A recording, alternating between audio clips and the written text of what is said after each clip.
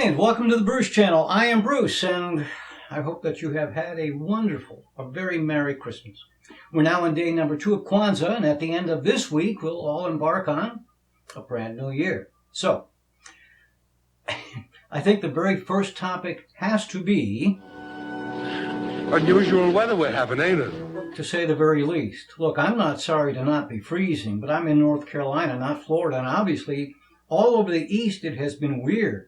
On Christmas, it was warmer in New York than in L.A. And there is some cold weather, but it's out west in some parts of the Midwest. On Wednesday, I think it was, Omaha got, like 6 inches of snow? Now, 6 inches of snow on December 23rd in Omaha, Nebraska is not news, except it wasn't in the forecast. No one had predicted any snow, so sudden 6 inches no one expected. That made for interesting last-minute shopping. And of course, the warmth in the east colliding with the cold from the north and west is why the deadly tornadoes have hit parts of the south. Here, rain began Tuesday morning, and we never saw the sun again until briefly on Christmas Day, late in the morning. But then Saturday, the sun came out finally, brightly, all day, and we set a record, and we're in line to set another record on Sunday. My irises are poking their way up from the ground, and that should not happen until March. My sister near Cleveland said that her daffodils are coming up. This is ridiculous. And as I said, I'm not bothered by not being frozen, but this could get serious. This could get ugly. Fruit trees, I hope they aren't following suit, because unseasonably warm or not, there are going to be some cold mornings, and if the blossoms are out, or even, pray God, no, the fruit would be out, well, that would destroy some products, wouldn't it? Peaches, cherries, a lot of other things. Now, a friend of mine didn't say where it was, but she posted a picture of some fruit trees with blossoms. Could get nasty. We did have one morning here where it got below freezing, 27, I think, and that took care of my blooming azalea. Now, this hedge of mine, this is a current picture just taken a day or two ago, sort of, is famous. Now, it's right on schedule. It's not because of the unusual warm weather. It will bloom for another several weeks, and in about a week, and I'll take another picture, it will be solid yellow. Now, it's called winter jasmine, and as I say, it's semi-famous because there's a nursery just around the corner from me, maybe a mile away. And a few years ago, a friend was in there, and she told me she heard a customer ask the owner, what in the world would be blooming yellow in January? And the nursery owner said, oh, you must live on Lexington Avenue. Everybody who drives by there asks me about it. Winter jasmine. Now, it doesn't always do well because winter jasmine notwithstanding, really cold temperatures, say 18 or 12, or I'm not sure what the cutoff is, kills the blooms. Now, that's not uncommon. I get a fully yellow display every, let's say 2 or 3 years out of 5. But it's looking like this is going to be one of those fully blooming ones. Okay, during the day on Christmas Eve, though, we had 70 degrees and thunderstorms. According to Southern lore, though I don't think it really gets said so much in Florida, but the lore is if you hear thunder in winter, it snows 7 days later. I've seen the forecast. It's not going to happen. But there are consequences. Here it was cloudy, foggy, rainy, stormy. In addition to the tornadoes, there was a lot of flood damage. Parts of Atlanta got, I don't know if you saw some of the pictures, but water flooded as high as the roof of some cars in some shopping areas. Now, I don't believe there is any good time to get killed by a tornado, but it does seem especially cruel. Fate seems especially cruel if it comes when most people anticipate a festive time of love and giving and togetherness. It's also very cruel in another context. The ski areas in the east, they are losing dollars, and those lost dollars aren't like dollars lost, say, at a car dealership. If it snows 1.5 feet and nobody gets out for a few days, the folks that needed a car will still get out and buy a car, maybe a few days later. But for ski areas, it's more like an empty airline seat on a flight that is flown. There is no getting it back. Oh, do you see all the coat sales? Nobody's buying, well, not nobody, but winter coats, the inventories are incredibly huge. So, you know, low-cost gasoline, warmer temps seem like such a good thing in some quarters. But if you're in the oil business, let's say you're in North Dakota and low crude prices, that could cost some jobs. If you make coats, you might be laid off. If you're a retailer and you lose your profit on coats because you had to have huge markdowns, profits are what allow hiring increases and higher pay. So just like everything else in life, there are consequences that are not necessarily immediately known. I am reminded of an old Archie Campbell bit. Archie, it's good to see you and good to have you here on Country Music Time in Tennessee. How's everything in Bull's Gap? Well, I wish I could laugh a little more, but I'll tell you, I'm feeling pretty bad today. I guess you heard my great uncle died. Oh, Archie, that's bad. No, that's good. That's good? How come? Well, you see, I was his favorite nephew, and when he died, he left me $50,000. Oh, that is good. No, that's bad, Ronnie. Oh, that's bad? How come? Well, the income tax people got a hold of me. When they got through with that $50,000, I didn't have but $25,000 left. Oh, they'll do it every time. That is bad, Archie. No, that's good. That's good? I still have... So warm weather, low gas prices, that's good. Or no, it's bad. It's all perspective. I'd mentioned the thunderstorms, and I was apparently premature when 2 weeks ago I said that Rudolph could stay home because the full moon would be out. Well, yeah, at least here in most of the eastern half of the country, it was exactly as legend has it. Then one foggy Christmas Eve, Santa came to say. So, I also got thinking about what I said last week. Winter arrived this week. I read it and I said it was Monday, 11:49 p.m. Eastern Time, because the sun would reach its southernmost point. But 11:49 p.m., that's almost midnight. There is no sun. So how would they know? All right, so just over a week ago, Saturday night, the three Democratic candidates debated, and no one should be surprised. It was the smallest debate audience yet. As I've said, it's patently obvious that the Democratic leadership wants Hillary to win the nomination, so they schedule these things when there are large distractions, the opening of the college football bowl season. And last Saturday was the last Saturday night for shopping before Christmas. And I had forgotten to mention, but the newest Star Wars movie opened. It was biggest opening of any movie, shattering all previous records. First night, first weekend, the force is indeed alive and well. Well, during the debate, Hillary and Bernie both did well, and that's former Secretary of State Hillary Clinton and Vermont Senator Bernie Sanders, of course. Interesting moment, former Maryland Governor Martin O'Malley had a little bit of a bad night, certainly had a bad moment. Doubtless he felt that since all of the polls continue to show him gaining little traction, he wanted to get in a little bit more bite, so he was a little more aggressive, but actually garnered some boos when... Now, this is a partisan crowd. This is a Democratic crowd. He still got some boos when he touched on the fact that both Hillary and Bernie are older than he. Meanwhile, last week I'd commented that South Carolina Senator Lindsey Graham continued to hold my respect, and he does. I believe he's genuine, and he doesn't posture, and he's got manners. In the last debate, one of the first things he did was he apologized to Muslims worldwide for Donald Trump, saying that's not Trump. What did I say? Donald Trump saying that's not who we are, which is true. I hope it's true. But that debate was also his last hurrah because he's ended his campaign.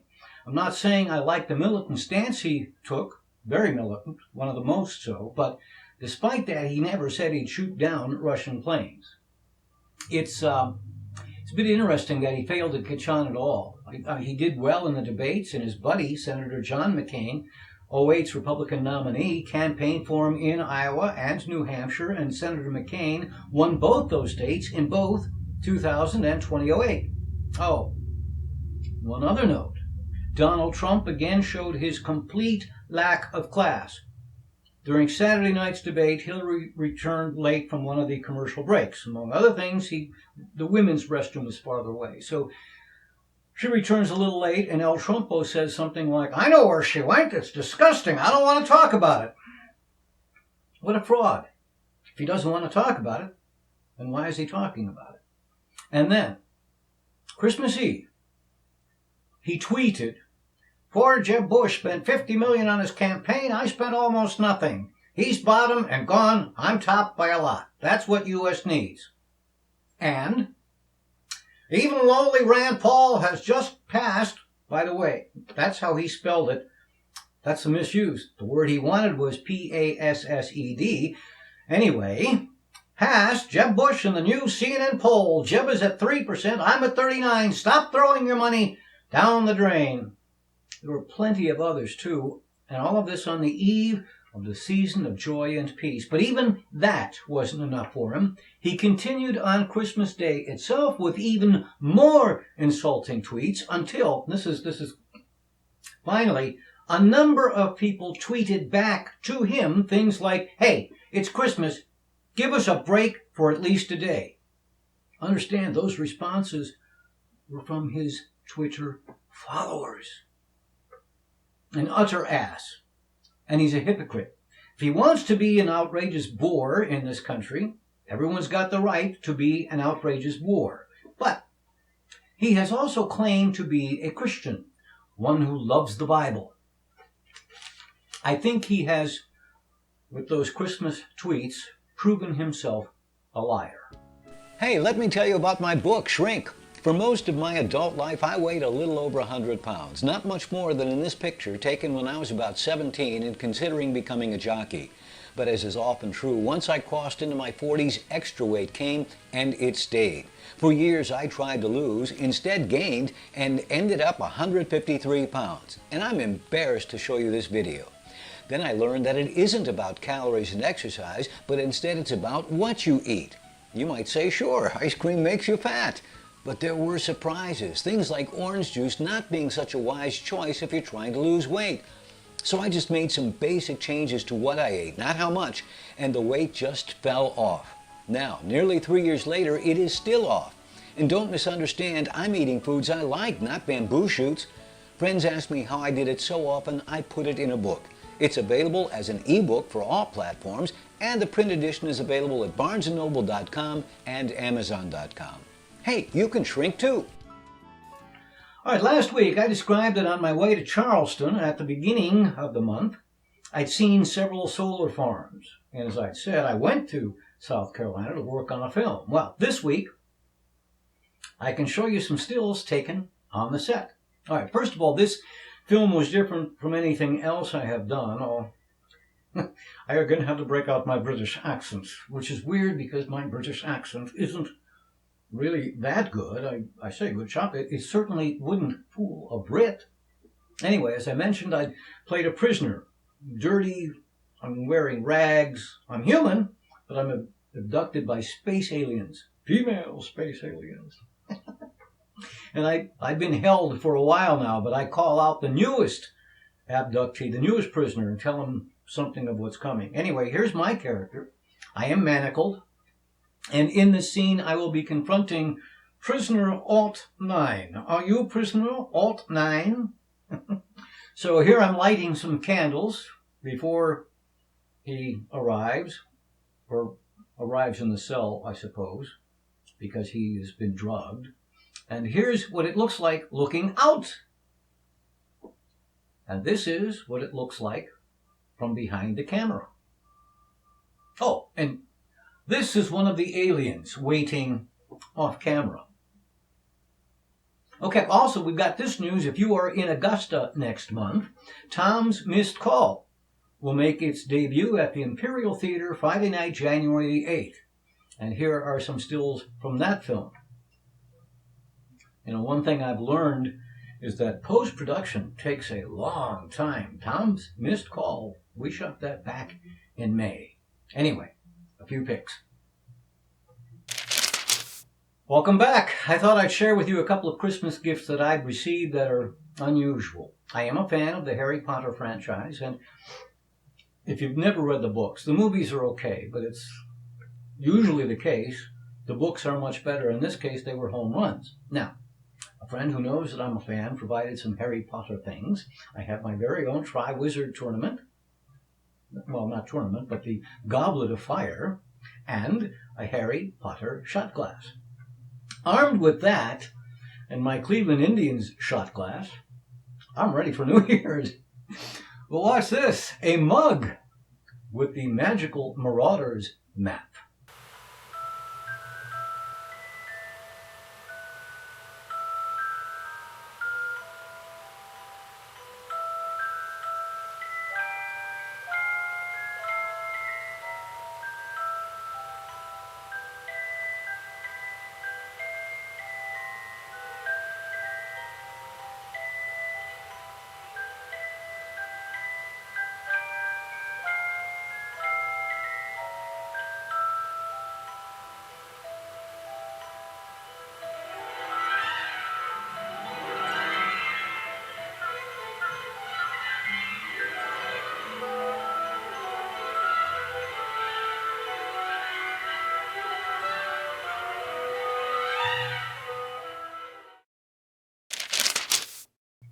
All right, I've mentioned on occasion the Greensboro newspaper, the News and Record. Now, the Daily Record was first published on November 17th, 1890. The Daily News was first published in 1909, as has happened all over the country. Consolidation, mergers has resulted in the News and Record. So, counting 1890 as its founding, it has begun marking each day with that day in history from sometime in those 125 years. And I'll be watching these, may bring some up from time to time, but here's a couple of interesting ones.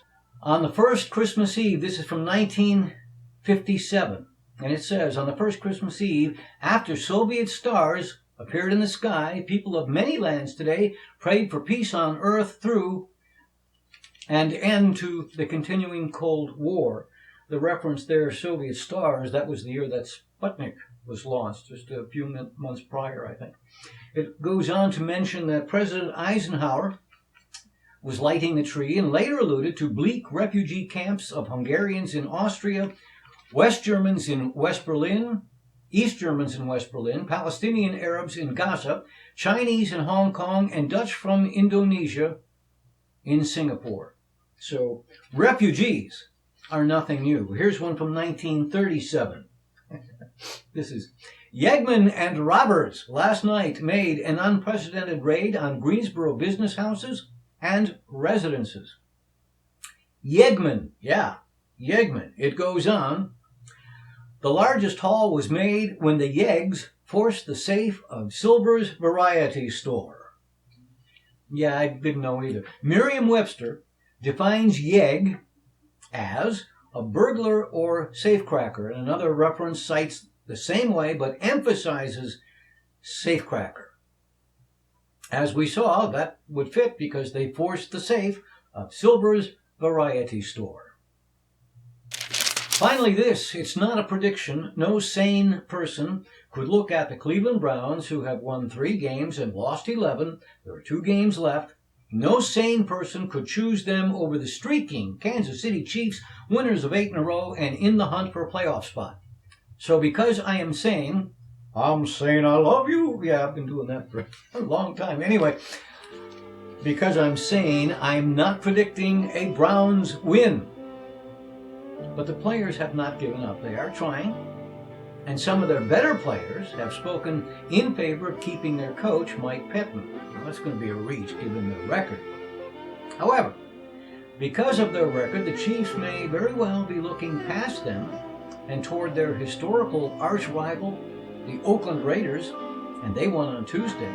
So I'm not predicting a win, but I will not at all be surprised if they do win. Anyway, that's it for today. May your week and your New Year's Eve and your New Year's Day, in fact all of 2016, may they all be the best you've ever had.